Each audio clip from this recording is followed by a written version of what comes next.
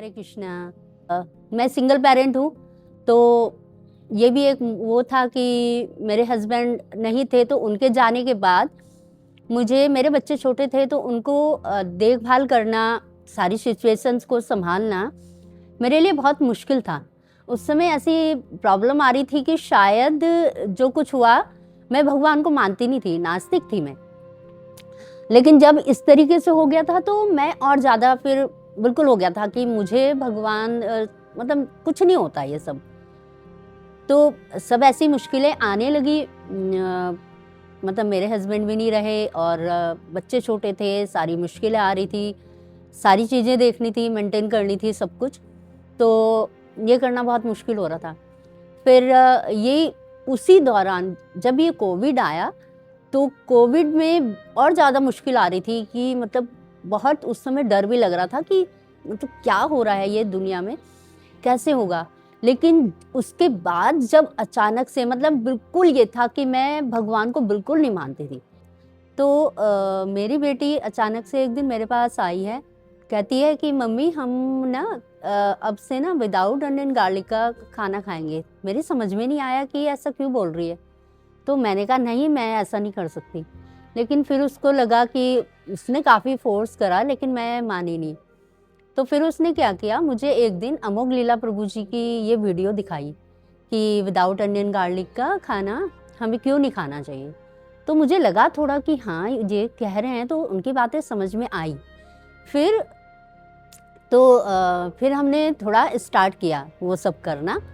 तो फिर ऐसे ही स्टार्ट हुआ। फिर धीरे धीरे क्या किया कि ऐसे यूट्यूब पे उनकी वीडियो वगैरह देखते रहे, थोड़ी थोड़ी नॉलेज लेते रहे। फिर हमने ऑनलाइन भगवत गीता मंगाई, भगवत गीता पढ़ी, छोटी बुक्स मंगाई, वो भी पढ़ी। फिर कहा कि हम देखते हैं कि यहाँ पर देहरादून में इस्कॉन टेम्पल कहाँ पर है। तो फिर हम ढूंढते हुए गए, सर्च करा, फिर हम इस्कॉन टेम्पल ओल्ड सर्वे रोड देहरादून में वहाँ पर गए। तो वहाँ गए, ऐसे इवनिंग में गए और गौर पूर्णिमा के टाइम था, गौर पूर्णिमा से पहले 3-4 दिन पहले के करीब हम गए थे, मैं मेरी बेटी ढूंढते हुए कि कहाँ पर है। वहाँ पर गई तो वहाँ तैयारी चल रही थी, क्योंकि अमोघ लीला प्रभु ने भी आना था। इत्तेफाक ये रहा कि उस समय वो प्रभु जी भी आ रहे थे और वहाँ पर उसकी गौर पूर्णिमा की तैयारी भी चल रही थी। तो बड़ा अच्छा लगा, गौर आरती भी करी, भक्त वगैरह मिले, सबसे पहचान वो करी। तो एक प्रभु जी मिले, हमने उनसे कहा कि मुझे यहाँ पे जुड़ना है, यहाँ के कैसे होता है, क्या क्या होता है वो करना है। तो उन्होंने बताया कि ऐसे माला करते हैं, माला को ऐसे स्टार्ट करना होता है। फिर माला ली, माला करने लगे, मंदिर आने लगे, धीरे धीरे मंदिर आने लगे। फिर वो भी टाइम आया जब अमोघ लीला प्रभु जी आए थे जिस दिन, तो उस दिन हम लोग आए थे।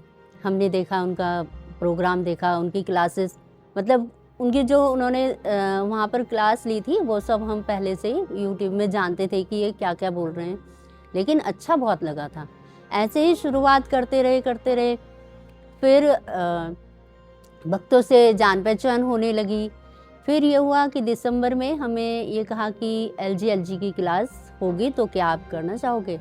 तो मुझे पहले से ये भी पता था कि हाँ एलजी का कोर्स कराते हैं भगवत गीता का, तो इंटरेस्ट था कि मतलब भगवत गीता वैसे समझ नहीं आ रही थी, तो ये था कि हम कैसे भगवत गीता को समझें, कैसे पढ़ें। तो हमें मेंटर मिल रहा था, तो मैंने वो कोर्स किया। तो कोर्स किया तो वहाँ पे फिर वो क्लास लेते थे, मॉर्निंग में क्लास होती थी, संडे को क्लास होती थी 8 बजे। तो क्लास हुई, उसमें सर्वात्मा प्रभु जी क्लास लेते थे उसकी, एलजी की। तो सुबह 8 बजे आ जाते थे, क्लास हुई। तो उसमें एलजी जो हमने क्लास ली है उससे काफ़ी सीखने को मिला। वहाँ उनके साथ जो प्रभु जी ने काफ़ी हमें सिखाया, बहुत सपोर्ट करा भक्ति में आगे बढ़ने के लिए। वो जो कोर्स था, एलजी का जो कोर्स था, वो हमारे लिए मतलब एक स्पिरिचुअल जो लाइफ थी वो बहुत आगे बढ़ी। और दूसरा ये रहा कि हमें प्रभु जी मेंटर के रूप में मिले। तो प्रभु जी मेंटर के रूप में मिले तो वो काफ़ी कनेक्शन हुआ फिर भक्तों से, और हमें सेवाएं मिलने लगी। जब हम संडे को आते थे तो सेवाएं भी करते थे, लेकिन लॉजिकली जब यहाँ जुड़े इससे इस्कॉन से जुड़े, इस्कॉन में जो हमारे मेंटर वगैरह मिले, उन्होंने जब सिखाया तो बिल्कुल ऐसा चेंज हुआ कि सच में ये तो एक एक जादू था, जैसे लाइफ में बिल्कुल ही बदल गया कि सच में जो ये हमारे साथ होता है, हमारे कर्मा एक तरीके से होते हैं, जो हम कर्म करके आते हैं वो होता है। और मतलब हम एक बॉडी है, बॉडी नहीं है, एक हम आत्मा है।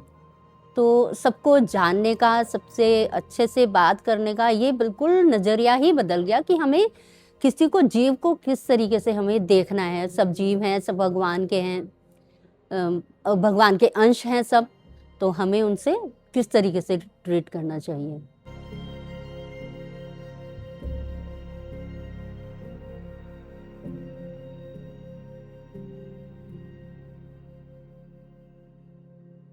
डर पहले तो था, पहले डर था कि मतलब कि ये सब कैसे हो गया या क्या होगा या सबको लेके, लेकिन अब डर नहीं है।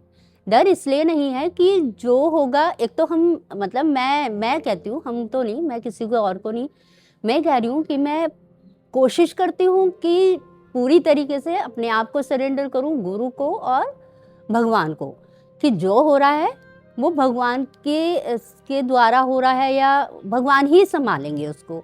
तो इस तरीके से मेरी काफ़ी प्रॉब्लम्स कम हुई हैं, अब मुझे इस कारण से डर नहीं लगता। और सबसे मेन बात वो मैं कहना भूल गई कि जब माला करने शुरू करी, माला करते रहे तो माला करने से बहुत ज़्यादा इफ़ेक्ट पड़ता है, धीरे धीरे मतलब जो भी रहता है वो निकलना शुरू हो जाता है। अटेंटिव माला करनी बहुत ज़रूरी है, इससे हमें काफ़ी मतलब शांति मिलती है।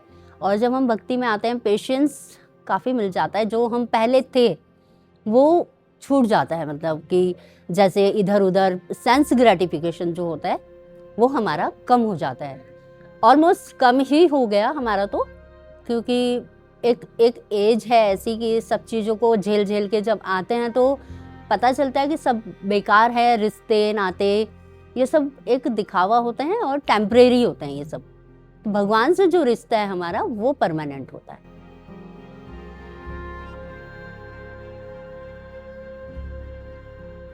हाँ, बच्चों के अंदर काफ़ी चेंज है, बच्चे भी काफ़ी लोनली फील करते थे, लेकिन उनको भी ये सच्चाई पता चली कि कुछ भी संसार में मतलब कुछ भी परमानेंट नहीं है।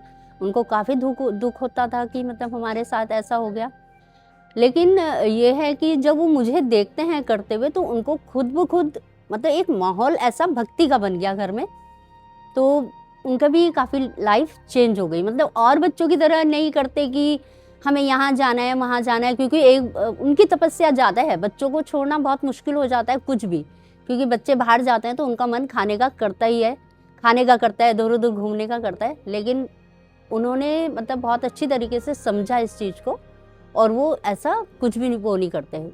उनकी ज़्यादा तपस्या है बच्चों की, बहुत अच्छे से मतलब मेंटेन करते हैं भक्ति को।